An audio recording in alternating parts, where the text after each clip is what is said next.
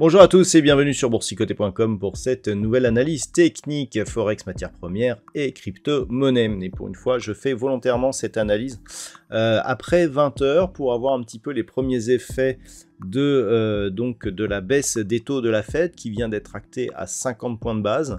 Et quelque part, eh bien, au niveau de la paire de vie euro-dollar, on a une hausse donc, qui se poursuit. On casse donc la résistance oblique, je vous en parlais hier, mais sur une, je dirais, sur une volatilité qui reste assez contenue. Je m'attendais à un peu plus en cas d'une hausse ici, d'une baisse des taux de 50 points de base, mais voilà, on revient ici en direction de la zone des 1.12 avec une dynamique qui devrait donc se confirmer dans cette direction et donc comme prochain objectif la zone ici des 1.1240. Sur la paire de devises livre sterling contre dollar américain, là aussi on revient au contact de ces précédents points hauts. Donc on est ici sur une configuration d'impulsion haussière qui marque un nouveau point haut.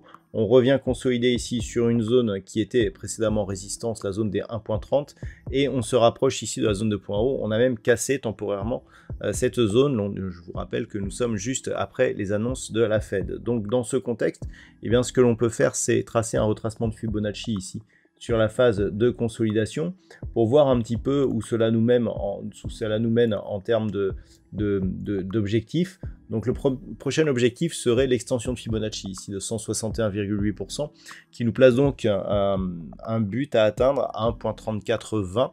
Donc on va tracer cette zone et on verra bien si celle-ci sera atteinte prochainement. Donc voilà, prochain objectif lié à une extension de Fibonacci en cas de rupture de cette zone des 1.3270 et en évitant un retour ici sur cette zone des 1.3140. Donc à surveiller cette cassure qui pourrait nous donner donc cet objectif proche des 1.3420. Sur l'or, là aussi, on observe un petit peu les effets donc de la baisse des taux de la part de la Fed. On revient ici au contact de cette zone de record et on entretient donc une dynamique qui reste haussière vers de nouveaux plus hauts historiques. Donc on a bien validé ici l'ancienne zone de résistance comme support de 1478 points. La moyenne mobile 20 exponentielle pour venir ici rafraîchir ce record historique. Donc un métal jaune qui est désormais sur une dynamique confirmée avec la baisse donc programmée du dollar.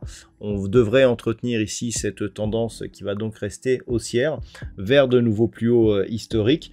Donc pour l'instant, ça reste haussier sur le métal jaune avec un point de retournement ici en cas de rupture de la zone des 2478 $ l'once.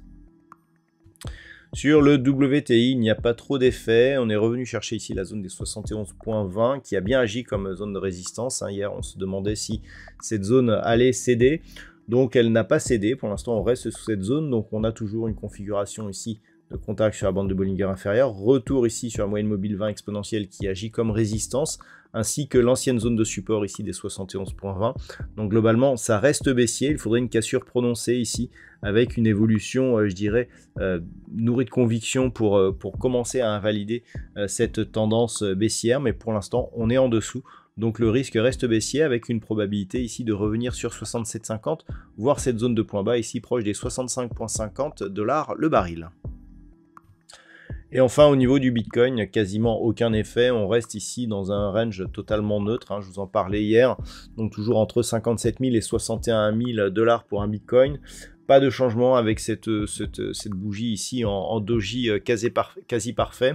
Donc ça reste neutre. On était déjà dans une tendance moyen terme qui était très peu prononcée, légèrement baissière, mais il faudrait casser ici la zone des 52 500 $ pour un Bitcoin pour valider donc la poursuite de ce mouvement. Donc pour l'instant, très peu d'informations directionnelles sur cette crypto-monnaie. Voilà donc ce que l'on peut dire sur l'analyse technique de ces principaux actifs. Je vous souhaite de passer une très bonne soirée. On se retrouve dès demain pour d'autres analyses techniques, toujours sur le site boursicoté.com.